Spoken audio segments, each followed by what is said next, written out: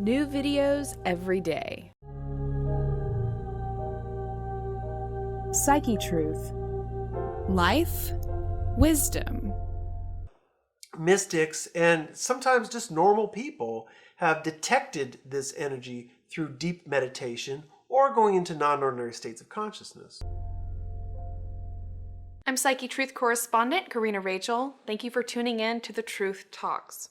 I'm joined today by Sean Blackwell, founder of the channel Bipolar or Waking Up. Sean, thank you so much for joining me. Thanks for having me. So, what are we discussing today? Today we're going to talk about Kundalini and its relationship to bipolar disorder. Okay.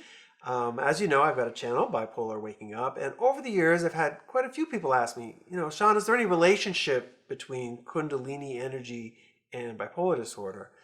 And after a lot of research, I've basically determined that a lot more of a relationship than people think. Okay. So I guess I'll start from the beginning. What is Kundalini? I guess that's where we need to start.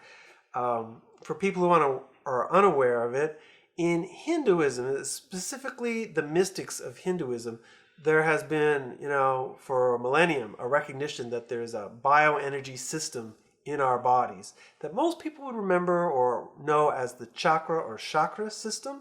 Mm-hmm. It's a set of 7 energetic wheels up the body. And when most Westerners think of the chakra system, they think that that's basically it, okay, these 7 chakras. But what many people don't understand is that chakra system is an energetic system that really composes energetic meridians that go throughout our body and even extend beyond the body in a sort of aura or etheric field. You might hear the term subtle body, okay, that people have a subtle energetic body around them entirely. Now, science has never found this energy. It can't be measured by the science that we have now, but mystics and sometimes just normal people have detected this energy through deep meditation or going into non-ordinary states of consciousness.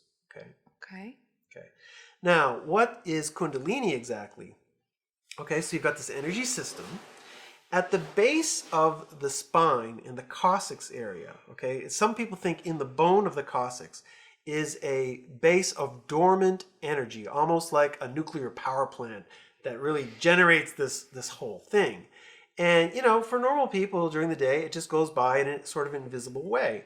But what's been reported, and specifically with a guy named Gopi Krishna from India, I think 1930s, he wrote a book called Kundalini. He had an awakening experience that has been written about by mystics in India for many years. And the classic sort of Kundalini awakening is a sense of hot Kundalini energy, which is running up the back of the spine into the head and then sort of exploding in the 7th chakra area. And the idea is that when that energy opens up and sort of goes through your body, that you have this illumination or samadhi, they call it, maybe a connection with nirvana, okay? So that would be the Kundalini awakening, right? Mm-hmm. In classic Hindu mysticism, that process can be quite smooth, and if it's done with a master, it can unfold quite easily, all right? But with Gopi Krishna and people who have had Kundalini experiences after, where, we're talking about people who are meditating for very long periods of time, like perhaps 20 years of meditating every day. They have found that a lot of sort of difficulties would come up. Possible psychosis would come up, having delusions and feeling like you're entering insanity, and Gopi Krishna had these sensations himself, okay? So what we see is that when there is a Kundalini awakening, often there are difficulties related to being afraid of what's going on with you, and especially pain or sensations of burning as the Kundalini energy moves through your body and sort of clears out energy blockages, right? So that's what's going on there. Now, how does this relate to bipolar disorder? That's the big thing. Well, when people have an acute psychosis in bipolar disorder, it often starts with mania. People go into a high energy state, right. and then that would be the hypomania. And then often that hypomania will go into a psychosis where you get delusional. You think that you're Jesus or the Messiah. In my case, I thought I died and was going to heaven. Okay, and I did have that high energy component. Part of that high energy component was that I felt a punch in my heart area and just an opening up of what in Hinduism they would call the heart chakra. Now this wasn't some idea of mine. I felt a punch, okay? It was a real thing for me, okay? So you can see that, at least in terms of psychosis, that there is this energetic component. And as my psychosis continued, I felt energies leaving different parts of my bodies. Parts of my legs started to sort of disappear and go up. And I actually thought that I was sort of ascending to heaven piece by piece because I could feel these energies shifting and moving. All right. So that was in a psychosis. Okay, so that was my first clue. What happened in 2009 to me was a little bit different. I was in a meditation, 10-day meditation retreat. And on the fourth day of the retreat, again, I felt these big feelings of love coming out of my heart this time. And I started to cry, and I felt energies leaving my body, my legs, my organs, going all out. I still wasn't sure 100% what I was dealing with. There was a difference. I didn't get delusional because I had more experience. I knew what was going on. And then near the end of that process, my coccyx started burning. And I knew that this was Kundalini, okay? Because the classic Kundalini always involves a burning in the coccyx area where this started. Wow. So I was like, here's this link. And so I had this link with Kundalini in my own life with this Kundalini awakening. And I could see, because both experiences happened starting at the heart chakra, that my Kundalini experience and my bipolar psychosis were founded on this energy. Okay. But I thought maybe that was just my experience. Okay.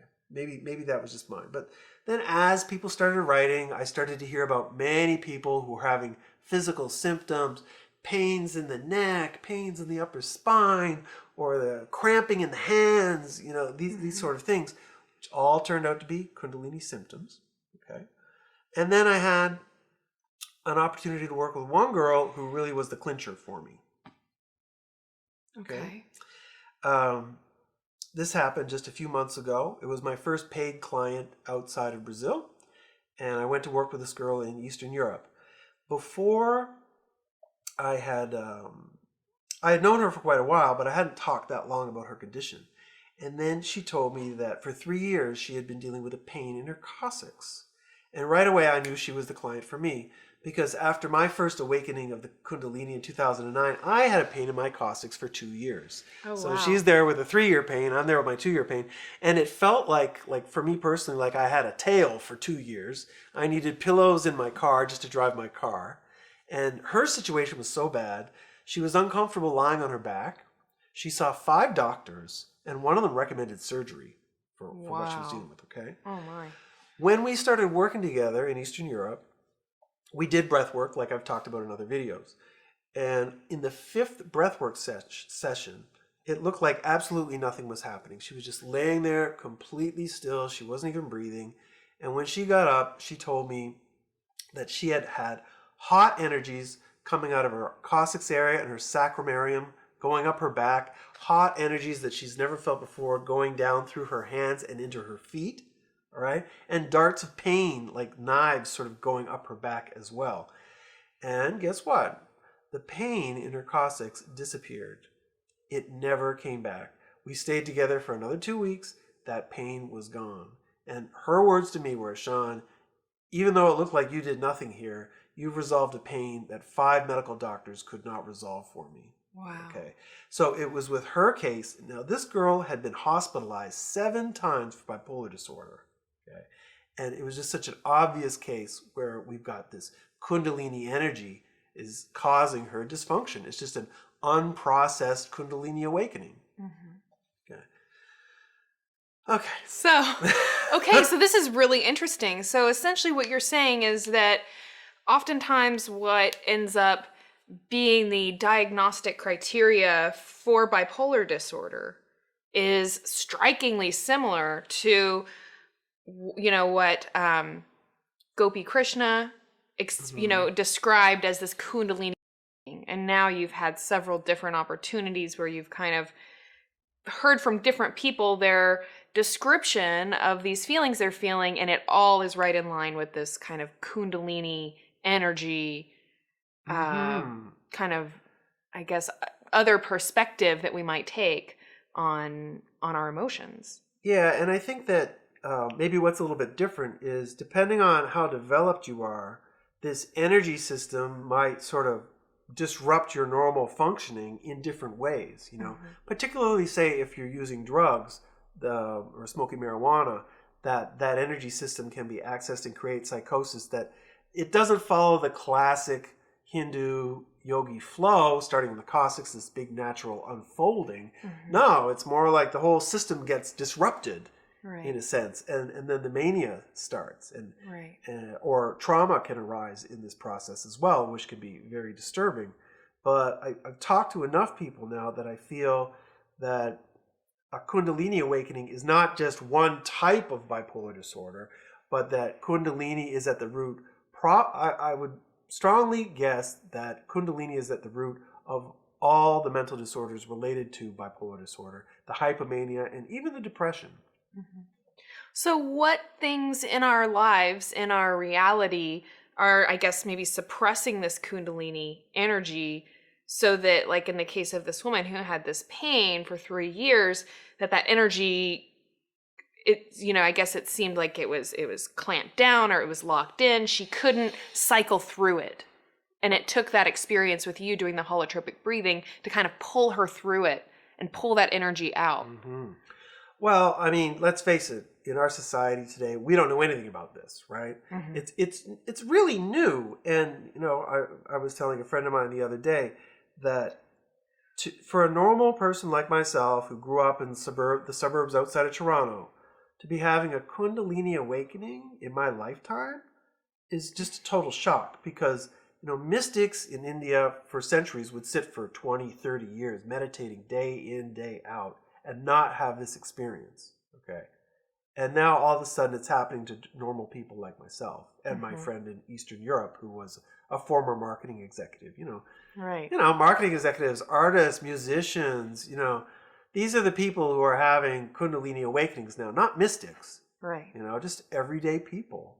And we have no infrastructure, no cultural understanding at all to help people understand what's happening to them or to help resolve the issues. It's just, we're at ground zero, really. And that's the, I guess this is the first move to sort of get it out there that, this Kundalini thing, it's real.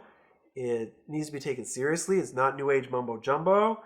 It's not the work of the devil, which some people have written books saying that Kundalini is the work of the devil. It's actually, I believe, the work of God, the work of the divine intelligence, and that as we process this Kundalini energy, we become more open, honest, spontaneous, and feel more alive. So, Sean, this sounds incredibly interesting. Where could people go to learn more about this or to hear more of a discussion on this topic? Okay, well, the first place you can look is on my YouTube channel, Bipolar Waking Up, where I have a video called The Kundalini of Bipolar Disorder. And in that video, I give more detailed description. Plus, I talk about 5 books that touch on the Kundalini experience as well. One of those books, The Stormy Search for Self, was written by Stan Groff, who I base a lot of my work on. And his wife, Christina Groff, recognized that, her spiritual emergency that was misdiagnosed as a mental disorder started with the release of Kundalini energies during her pregnancy. So that's something that could happen as well. And it took her years to resolve. It took her like 9 years to sort of get through this. Yeah, so I'd go to that video, check out the books that I mentioned specifically at the end of that video, and do some further research. Certainly. Well, Sean, thank you so much for being here. Thanks for having me. Thank you so much for watching this video. I do hope that you have found it enjoyable, found it enlightening. I hope you'll leave your comment and let me know what you think about this topic. Please be sure to subscribe to Sean's channel and go ahead and subscribe to our channel, Psyche Truth, as well. We are dedicated to helping you take control of your health and your happiness. I'm Psyche Truth correspondent Karina Rachel. Thank you so much for watching.